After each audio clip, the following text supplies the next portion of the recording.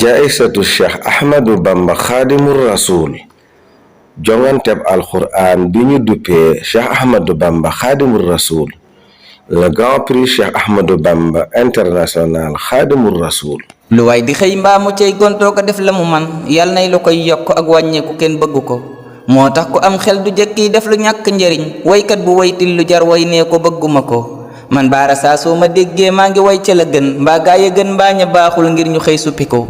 lu mbir di rëy rëy du dend ak lii ñu yëkkati ngir njukkal ca waa daara alquran de génn ñu ko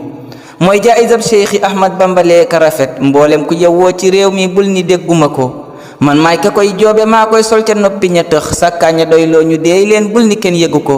xew-xew bu rëy bii ma lay wax mooy grand prix boobu Cheikhul Khadim raw na neexal ngal la fekke ji ko loo man di mokkal ca Qur'an rekk am nga ca cër kenn mus la gis lii lu baax daal kenn moomatu ko ku weesu mokkal ku mokkal mbaa ko mokkalagul loo man ci Qur'an sa cër bii kaay nga yëkkati ko koy jiima tafsiri ayat sax de lum jot a xam danañ ko boolee ki maasam kum caraw gañe ko jongante baa ngi ñoo mokkal fee kaneen du carax ña mokkalul fee ba koy ijjantu xeebuñu ko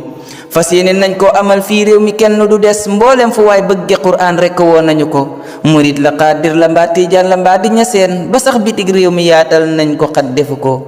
grand prix Cheikhul Khadim